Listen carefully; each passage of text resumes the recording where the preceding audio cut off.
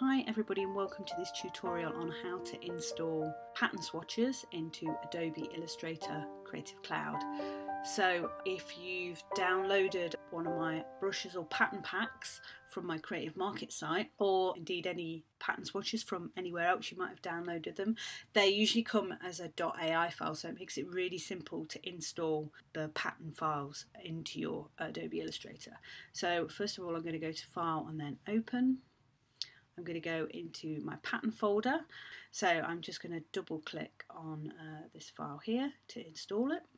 So you can see we haven't actually got anything within our workspace, but in our swatches palette over here on the right hand side we've got all our different pattern swatches. What we first of all need to do is save these into our set of libraries so that they're there every time we use Illustrator. So first of all I'm going to go to my swatches menu on the right hand side here. I'm going to go down to Save Library as AI, and then it's brought me into my swatches folder within Illustrator straight away, so I'm going to just click Save. I could rename that if I wanted to. So now that's saved. So now if I go to File and then New,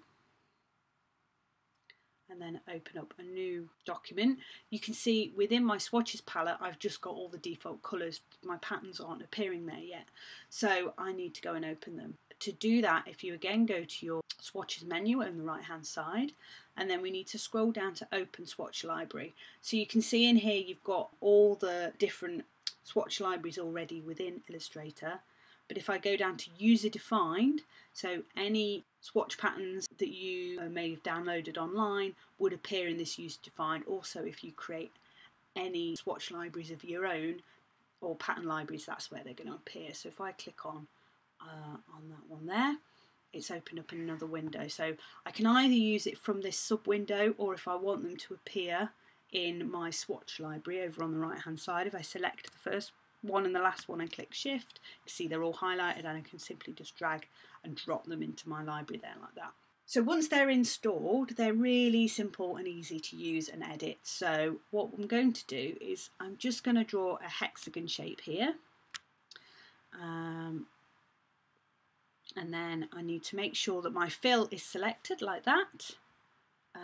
Just go back to my swatch library, and then I can select any of the patterns within the library here. So you can see there are loads and loads and loads of choice in this pattern library.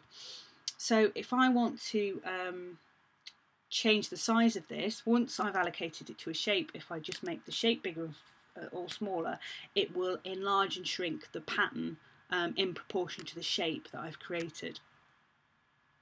If I use my direct selection tool and just grab one of the node points and change that, you can see as I alter the shape, it's auto filling the shape with that pattern. So it's not distorting the shape, it's just reallocating it.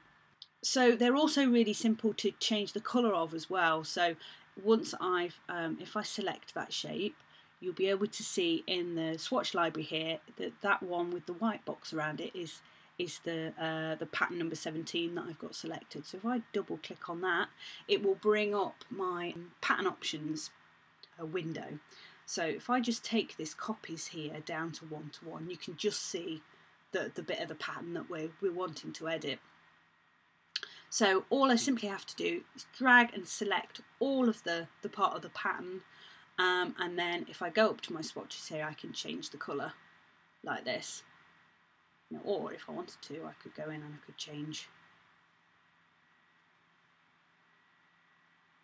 loads of parts of this palette. You can completely, you don't have to keep them as monos. You can edit as much or as little as you like within the pattern.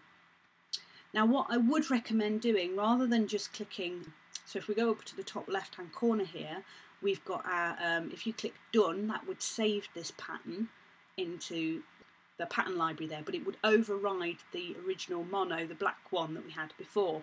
So what I would recommend, if you are going to change the colours, is I would click Save a Copy, and then just call it whatever you want, your pattern 10 or whatever. And then click OK.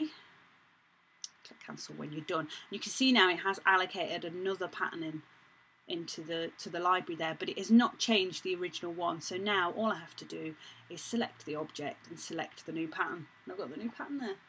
So with these patterns and with any pattern files that you may have installed and be using, you have got loads of control over changing the size and the colours. It gives you loads of creative options with these patterns.